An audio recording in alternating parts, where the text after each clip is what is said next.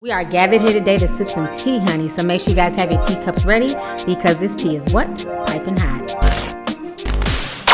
Hey, you guys, it's your girl T, and I hope everybody's doing good today. Make sure you guys have your teacups ready. Get ready. Y'all get ready. Yes, you get ready. Because this tea is what? Piping hot.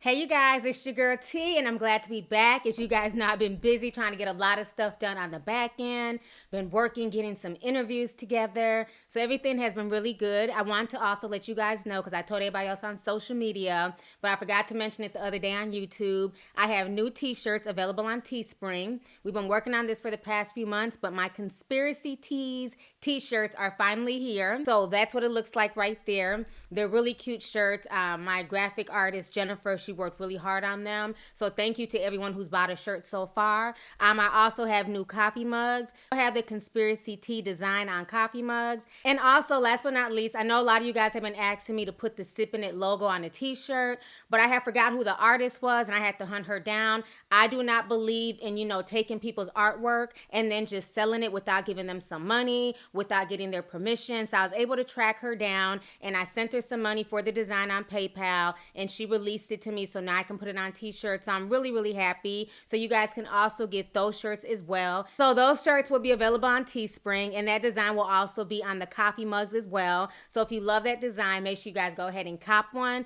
Thank you to everyone who's been buying these coffee mugs and t-shirts and pens and everything else. You guys help to keep this channel running. I want to shout y'all out for that. I really appreciate it. So anyways, I hope you guys are doing good. So I don't want to toot my own horn, honey, okay? I'm over here rocking my Fierce blue lipstick, but I noticed Bruno Mars was trending today, so I'm like, oh, okay, let me go ahead and see what Bruno Mars got going on. I thought he was dropping some new music because you guys know I'm a big Bruno Mars fan. I love his music. And lo and behold, he was trending because the Grapevine decided to do an open dialogue about Bruno Mars and him supposedly appropriating Black culture. And they had this huge roundtable discussion with a bunch of social media people, YouTubers, bloggers, and stuff like that. But what I find funny is that I've been talking about this for months now, okay? If you guys remember back in January, I did a video about Cardi B and Bruno Mars and the whole finesse situation. And in that video, I spoke about how the face of hip hop and R&B was changing, and that these were discussions that I was seeing online, and I was asking people's opinions on, how they felt about that. Let me go ahead and bless you guys with this flashback. Go ahead and check this out. And then also, do you agree with me that Cardi B is making a lot of headway due to her being racially ambiguous? And how do you feel about, where hip hop and R&B will be in like the next, let's say, 5 to 10 years? Because I think with the likes of Cardi B, Bruno Mars, now we have Ozuna coming, doing the crossover to American music as well. I think the face of hip hop and R&B is definitely changing. And how do you guys feel about that? Do you feel like it's a good thing? Do you feel like it's a bad thing? All right, so y'all just heard that flashback. And let me also go ahead and read to you guys what somebody wrote in the comments section. So Star Baby says, thank you for being one of the few YouTubers who can admit that light skin and colorism does benefit people, especially Cardi. So once again, Negro Damas, aka Lovelyti, has been talking about this for a while now. But when I spoke on it, I was being racist. I was a hater. I was a bitter black bitch. Honey, I got drugged. People unsubscribed. People like, I'm not fucking with you. But now you have these companies doing roundtable discussions about the same stuff I've been talking about for months now. But I ended up watching it. And I thought it was very, very interesting. And of course, this has caused a huge debate on social media. Folks are going back and forth. People are not here for it. Some people agree with the panel. Other people are saying that the panel is a bunch of haters and racists and stuff like that. There was one young lady on the panel. I think her name is Sensei. I liked a lot of what she had to say, but I won't lie, when she said that if Bruno Mars was to die, she would bake a cake, I wasn't feeling that. I hate Bruno Mars. Like, if Bruno Mars died tomorrow, I would bake a fucking cake. Like, at the end of the day, we don't know any of these people personally, so that's just my personality. I can't hate somebody, with a passion. Unless you've done something to me and my family, I can have my opinion, I can dislike you, but as far as hate, that's a lot of energy to hate somebody. But besides her saying that, I didn't agree with that part of it. She did make a lot of good points. Like I told y'all from day one, Bruno Mars is not black. But with that being said, I'm not going to take anything away from Bruno Mars. He is talented. He can sing. He can dance. Does he appropriate black culture? Of course he does. But the difference between Bruno Mars and Justin Timberlake and Miley Cyrus, Bruno Mars has always given respect and props to black culture. He's always admitted, I've taken this from black culture. He's always paid homage, you know what I'm saying? So again, I understand both sides of the argument. I understand what people are trying to say, but whenever we talk about race and racial ambiguity, it's a very fine line, and I've learned that, you know what I'm saying, because I have subscribers of all races, of all backgrounds. It's a very, very fine line between, somebody's complexion, somebody's phenotype, somebody's hair texture, somebody's culture. It gets really, really murky, you know what I'm saying? And then at the end of the day, it's like, how do we control who can do what type of music, you know what I mean? If this is what this man feels in his heart and this is the type of music that he wants to do, we don't have the right to tell him that he can't do that because he's not dark enough or because he doesn't have kinky hair. At the end of the day, we live in a world where it's about business. You know what I'm saying? If it was really about talent, if it was really about lyricism, if it was really about putting in work, we wouldn't have the Daniel Bergolis of the world getting signed to Atlantic. Like I said before, the whole face of hip hop is changing. When you have Lil Xan, a little white boy, okay, basically talking shit about Tupac and saying that Tupac's music was boring. The boring music. And you have a lot of these rappers now who are not into the whole lyricism. It's all about a hot beat. So my thing is it really fair to just single out Bruno Mars? What about Tekashi 6ix9ine? He's a Mexican and he's acting like this black blood from Brooklyn. You know what I mean? What about Lil Pump? He's a Cuban. What about Smoking Perp? I believe he's biracial. He's very, very racially ambiguous. Logic. The whole list goes on. So that's the thing. If we're going to attack one, then you have to address all of these people who are eating off of hip hop, who are eating off of R&B. The thing that most people love about Bruno Mars, regardless of his racial ambiguity, regardless of what he looks like, is the fact that he makes good music. Now, you can say that he's not the one putting in the work and all he's doing is just regurgitating stuff from the 60s and 70s from black artists. But at the end of the day, when you put in a Bruno Mars CD, you can play that CD from start to finish with your grandmother in the room, with your children in the room, and you don't have to worry about, anything really vulgar coming out his mouth. And I think that that's a big selling point for Bruno Mars, is that he makes fun music that people of all ages and races can listen to. The problem is, so many times we like to complain about, other races taking over and black folks getting the short end of the stick.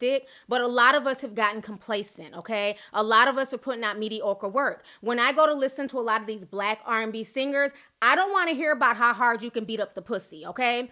R&B music is a certain type of genre. There's a certain type of class to R&B, in my personal opinion. I don't want to hear all that vulgar shit when I'm going to go listen to R&B. A lot of these new age R&B singers, sing. They're so vulgar. It's like a lot of them would rather be rappers, but because they couldn't make it as rappers, now they're choosing to do R&B. Bruno Mars has found a formula where it seems like for him, he can sing R&B, he can be himself, but he doesn't have to be so vulgar with it. He can be sexual and sensual, and that's what a lot of people are looking for. That's what attracted a lot of people to R&B back in the day. You know what I'm saying? I mean, think about songs like, Somebody Rockin' Knockin' the Boots. We all know what knocking the boots is, but the way they put it, it was so smooth, it was so slick, it wasn't vulgar. I wanted to be sensual, I wanted to be nice, I wanted to, to make me feel good. And some of these R&B singers, unfortunately, are dropping the ball. Does that mean everyone? No. You have a lot of talented R&B singers. A lot of them are leaning more towards the vulgar side. So again, like I said, if we're going to call out Bruno Mars, you're going to have to call out a lot more people who are eating off of this thing called hip hop and R&B. And many of them are very disrespectful. They're not paying any homage. They're disrespecting our dead celebrities. You know what I'm saying? Like, it's just getting to be a bit much. As ironic as it is, today's the anniversary of Biggie Smalls' death. And you'll still have a lot of these new age bumble rappers acting like Biggie Smalls and Tupac didn't pave the way for them to be able to do what it is that they do. With Tupac, his art was more than music. We saw him, he was a writer, he was a poet. I've been there. Bro, I'm better than Tupac, bro. Please don't compare me to him. Hence why they keep disrespecting them and saying that they're better than Tupac and they're better than Biggie. I mean, the whole situation is insane, but, I enjoyed the roundtable discussion. I enjoyed, watching everybody's opinions. I'm going to go ahead and show you guys these tweets, these comments, and what folks are saying online. Go ahead and check this out.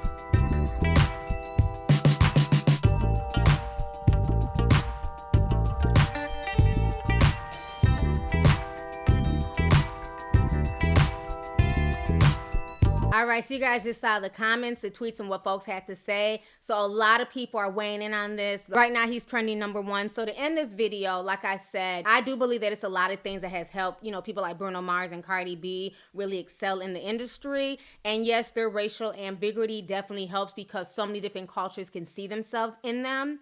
But then also, we also live in a day and age where, it's just different now. And if you can build up a fan base, the record labels will fuck with you. The record labels will sign you. The record labels will push you. Whereas back in the day, you had to work so hard before you could really get a footprint in the industry. And now you can build your own fan base simply by SoundCloud.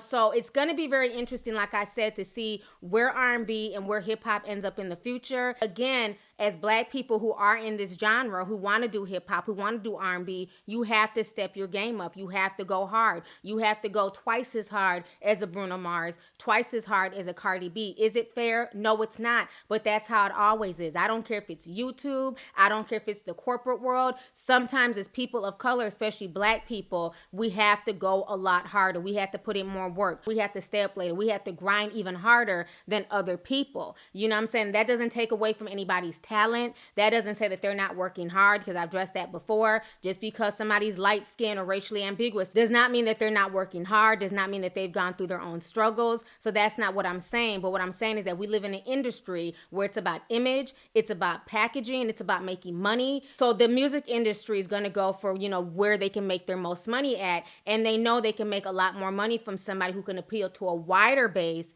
than to somebody who can't. So that means if you are full Black, if you are dark skinned, you do have to work twice as hard, unfortunately, to break into these industries nowadays and to make it to be as big as a Cardi B or a Bruno Mars. So like I said, the roundtable was definitely interesting dialogue. So let's go ahead and get the discussion popping. Let me know what you guys think about this entire situation. Do you feel like Bruno Mars is appropriating Black culture? Do you feel like he's not? He's always paid homage. And then how do you feel about the roundtable discussion in general? Do you feel like it was respectful? Do you feel like it was disrespectful? Do you feel like it wasn't needed? And then do you agree with me that if you're going to call out Bruno Mars, you're going to have to call out a lot of people in the industry pertaining to hip hop and R&B, because it's a lot of racially ambiguous people out here eating off of this, and they're not really paying respect and they're not really paying homage. At least Bruno Mars does that, okay? So let's go ahead and get the discussion popping. Go ahead and leave a comment, and don't forget to click the links down below. Cop yourself a t-shirt or a mug, and stay tuned. I have some more videos coming up.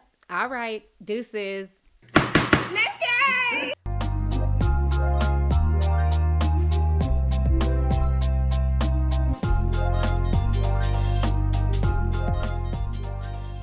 Hey you guys, it's your girl T. Make sure to subscribe, like, and share my videos. You can also visit Lovelyti.com to purchase any merchandise. Also, don't forget to click the boxes down below to watch any of my previous videos. Talk to y'all later. Deuces.